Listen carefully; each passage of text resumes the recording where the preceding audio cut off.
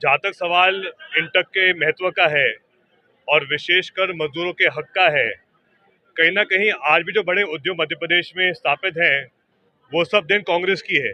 कहीं ना कहीं पिछले 20 साल में भाजपा के राज में एक भी नया उद्योग हमारे यहाँ स्थापित नहीं हुआ है। इसीलिए नौबत आई है कि भाजपा के मुख्यमंत्री को कहना पड़ रहा है कि अब जो युवा जिनके पास रोजगार नहीं है उनको बेरोजगार नहीं, आकांक्षी युवा कहलाए जाएंगे। मतलब आप सोचिए कैसी इनकी हल्की और छोटी सोच है। हम तो एक ही बात कहते हैं कि भाई स्वीकारो कि आप एक भी उद्योग स्थापित नहीं कर पाए, सिर्फ बड़े बड़े एमओयू साइन कराते हैं। लेकिन आज अगर हम देखें तो इंटक का ये प्रयास होना चाहिए है कि एक एक ऐसा नौजवान जो आउटसोर्स पे लगा हुआ है, हमको उनके हक के लिए लड़ाई लड़नी चाहिए है। अनेकों ऐसे लोग हैं जिनको वेतन मिलनी चाहिए है 10 गुना 5 गुना ज़्यादा, लेकिन सरकार उनका शोषण कर रही है आउटसोर्स के माध्यम से। ऐसे युवाओं के हक के बारे में भी हम आज यहाँ चर्चा करेंगे, इसकी रणनीति बनाएंगे और प्रदेश अध्यक्ष जीतू पटवारी जी के साथ मिलकर आगे हम कैसे हर एक वर्ग, कोई भी विभाग में हो, चाहे कोई उद्योग में कार्यरत हो, चाहे माइनिंग डिपार्टमेंट में कहीं मजदूरी कर रहा हो, या फिर कोई भी बिजली विभाग का मामला हो, जल आपूर्ति का हो, लेकिन एक एक डिपार्टमेंट, एक एक निगम जहां कोई भी व्यक्ति मजदूरी कर रहा है, मजदूरों को कैसे हम संगठित कर सकते हैं, उनका अधिकार कैसे उनको मिले। अनेकों बार ये बात सामने आती है कि जो भी ठेकेदार रहता है, मान लो उसको देना पड़ता है 15,000 रुपये मजदूर को, आधा पैसा वापस ले लेता है वो ब्लैक में। ऐसे अनेक प्रथाएं चल रही हैं जिनको हमने ये बात कही भी थी विधानसभा के अंदर के बहुत ही अफसोस की बात है कि वर्तमान के कैबिनेट मंत्री ही रेत माफिया का पक्ष रख रहे हैं और उनको कह रहे हैं पेट माफिया, जबकि शायद ये जानकारी मिली कि स्वयं मंत्री महोदय के परिवार से कोई पकड़ा गया है अभी कुछ दिन पहले, उनकी एक ट्रक पकड़ा गया है। तो ये स्पष्ट दिखाता है कि वो किसके पेट की बात कर रहे थे।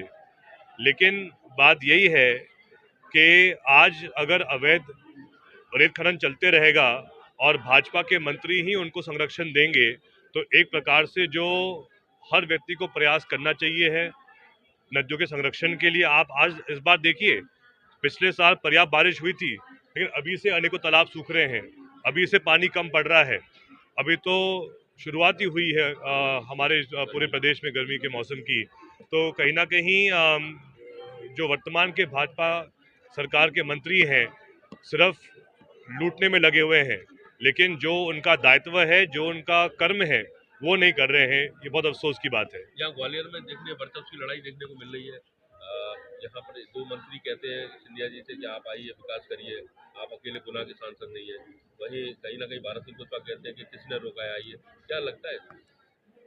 अब देखिए, मैं इसमें ज़्यादा कुछ नहीं कहना चाहूँगा। ये तो भाजपा की के अंदर ही जो राजनीति चल रही है।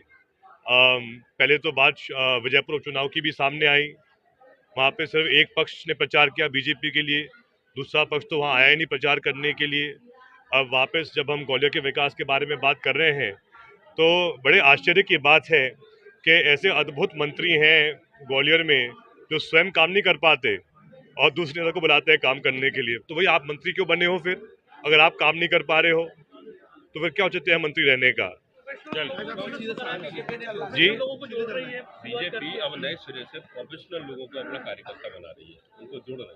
लेकिन पहले भाजपा का संगठन और स्वयं माननीय सीएम साहब ये बताएं कि वो प्रोफेशनल्स में जो लोग प्रोफेशनल कामों में व्यस्त रहते हैं, बड़ी बड़ी नौकरियों पर हैं, उनमें ऐसा भ्रम क्यों फैला रहे हैं कि देश आज़ाद हुआ 2014 में। मतलब आप सोचिए, प्रदेश का मुख्यमंत्री ऐसी बात कह रहे हैं, इनको शर्म आनी चाहिए है। ये बहुत बड़ा अपमान है उन महान लोगों का जिन्होंने इस देश की आज़ादी में संघर्ष किया था, अपनी जान को त्याग किया था।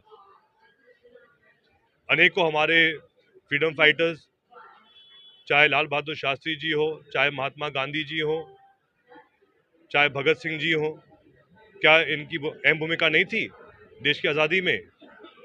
कि आज ये नौबत आ गई है कि प्रदेश के मुख्यमंत्री ऐसी बात कह रहे हैं, इनको माफ़ी मांगनी चाहिए।